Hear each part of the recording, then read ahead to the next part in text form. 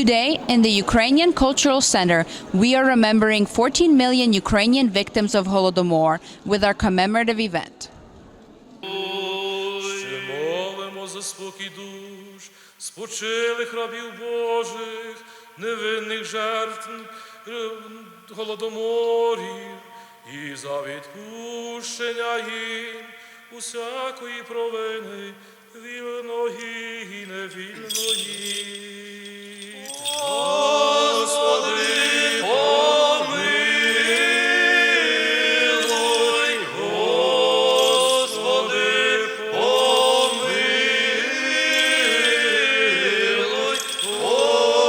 Господи, помилуй.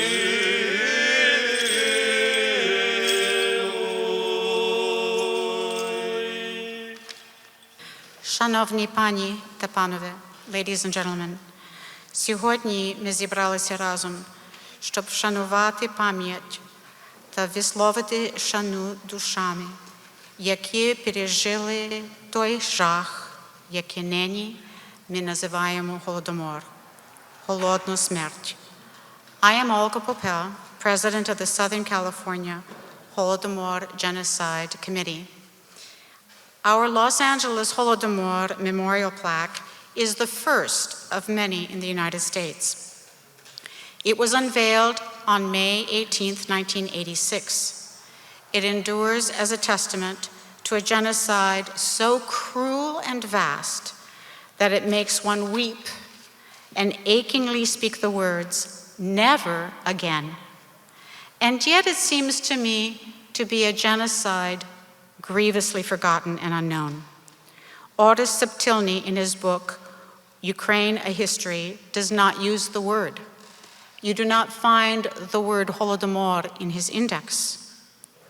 Professor Timothy Snyder, a strong advocate for Ukraine, much like our keynote speaker today, in his tome, Bloodlands, does not use the word.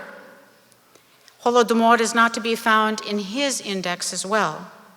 He writes on page 431, I refrain from using the term Holodomor for Stalin's deliberate starvation of Soviet Ukraine, not because the term is less precise than Holocaust, but simply because it's unfamiliar to almost all readers in English. We are between oblivion and memory. In 1932 to 1933, the Soviet-Russian regime was intent on eliminating the Ukrainian language, Ukrainian religion, Ukrainian peasant way of life, the Ukrainian soul and history. This was done in a way that did not catalog the targets, round them up into centralized hellholes, but let them drop, emaciated, bloated, and uncounted on the streets and fields of Ukraine, one by one, until there were millions gone. Historians' understanding of how many millions ranges from 4 to 10.5. Mykola Rudenko, poet, wrote, "There was no bread, only darkness. There was no life, only death." Ще не вмерла України ні слава, ні воля. Ще нам, браття українці, усміхнеться доля. Згинуть наші вороженьки, як роса на сонці, запануємо ми, браття, у своїй сторонці.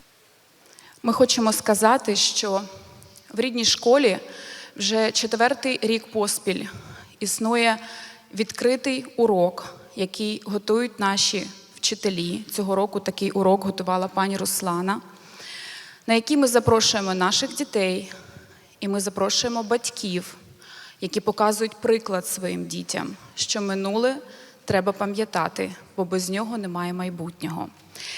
І кожного року ми з дітками говоримо, що відбулося, чому відбулося, які це має наслідки. А також ми намагаємось показати їм, що незважаючи на це, українці дуже сильні, адже наші прабабусі, бабусі, дідусі вижили. І сьогодні існуємо ми, сьогодні є ми. Вчора наші дітки зробили ось ці красиві колоски. І ось про що ми вчора з ними говорили. Навіть під час війни у Україні сіють хліб і чекають нового урожаю. Ми наче ті колоски, що тягнуться до сонця і несуть надію на світло майбутнє. Я мрію стати футболістом, заробити гроші для України. Які паралелі ви бачите між геноцидною війною проти України сьогодні і злочинами Голодомору? Щоб відповісти на це питання, треба визначити, що таке Голодомор. Поняття Голодомору було введено у 1948 році на засіданні ООН і прийнято резолюцію відповідно. Геноцид – це масове знищення народу, групи, завдання каліцтв, моральних чи фізичних, депортація, які базуються на належності групи до етнічної, релігійної або за іншою або расовою ознакою. Саме це ми бачимо, що відбувається під час російсько-української війни. Масові розстріли населення, тортури полонених, каліцтва, розстріли, депортація дітей, вивезення їх у Росію з метою знищити їхню українську ідентичність. І, власне, під час Голодомору, який є насправді геноцидом, була мета винищити саме український народ. Але через голодування, через створення штучна недостача їжі, вбивства і винищення цілого українського народу. It is a profound honor to stand with you today as we commemorate the Holodomor, one of the greatest human tragedies of the 20th century. The millions of Ukrainians who perished in this deliberate, man-made famine of 1932-33 were victims of a regime that sought to break a nation through starvation. Today, we gather to honor their memory, to speak truth in their name, and to ensure that their suffering is never forgotten. We Latvians and Ukrainians share many similarities in our geography and history.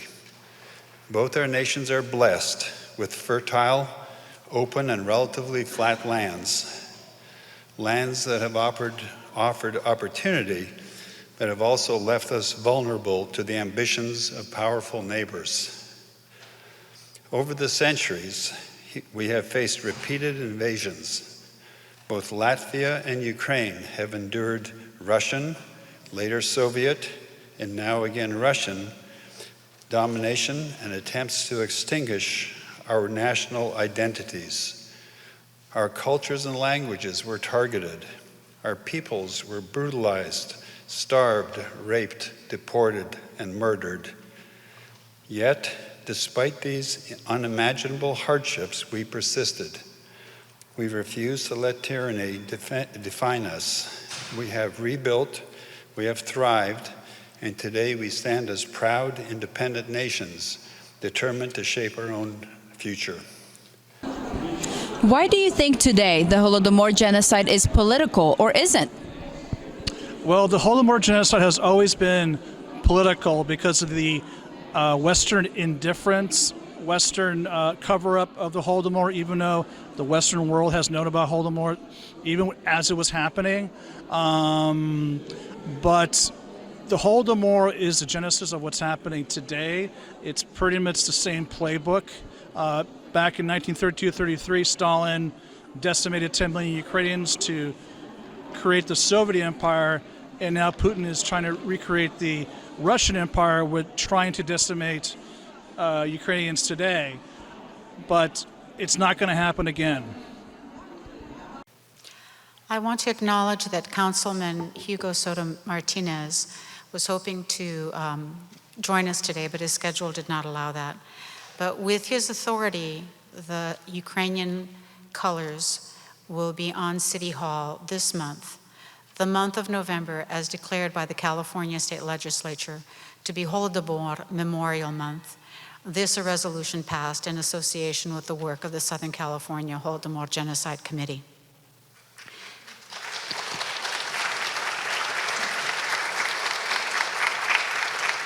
And specifically, I'd like to focus on the intersection between the issues underlying the Holodomor and Western security and global stability, and special focus on the United States. Earlier this year, I addressed a 4-day conference that NATO had organized. I was asked to be a speaker, and I asked them to imagine the following photograph with 32 NATO countries being represented, 32 people on the stage, and opposite them would be standing Putin, representing one country. And actually, let's eliminate 2 of the 32 countries in NATO, Hungary and Slovakia, because of the influence that Russia has on those 2 countries. So we have 30 countries, 3 nuclear powers, the United States, France, and England. And opposite them, they have Russia. Yeah, they have nuclear weapons, but Russia's economy is only 50% of the market capitalization of a single American corporation, NVIDIA. Somebody explain to me, how is it possible that that one country sets the agenda, basically leads the other 30 countries around by the nose? The genocide going on in Ukraine today apparently hasn't had a big effect on them. Ukraine is not only different, but it's the very opposite of Russia. It's the opposite extreme. You know this as Ukrainians, but I will mention a couple of things because it makes an impact when I discuss it with non-Ukrainians, American or other non-Ukrainian political leaders and military personnel, with whether the State Department at NATO or any other place. The Magna Carta in London, Ukraine had a Magna Carta of its own 200 years before London, before King John. The American Constitution, Ukraine's Constitution was the first democratic constitution in Europe, 77 years before America's. No death penalty under the Ukrainian Magna Carta. Equal rights for women. The woman does not promise to obey the husband in her marriage vows in the Ukrainian Orthodox Christian religion. There's no obedience. Women and men are equal. Ukraine is not Afghanistan, it's not Vietnam, it is not Iraq. Genocide does not happen when 2 nations are the same. You have to have 2 nations for there to be genocide by definition, correct? What can the average American do to help increase awareness of Holodomor? This is a very essential question. And we would wish, through this program and through our other projects of increasing Holodomor education in the 10th grade within California, to expand awareness of Holodomor, the intentional genocide of the Russians, not only in 1932-33, which we call Holodomor, but also since 2014 onward to the present day. We would like the American to engage in Holodomor awareness programs. We would also be very grateful for Americans to know who their representatives and senators are. Call them. Be aware of the resolutions in the House and in the Senate.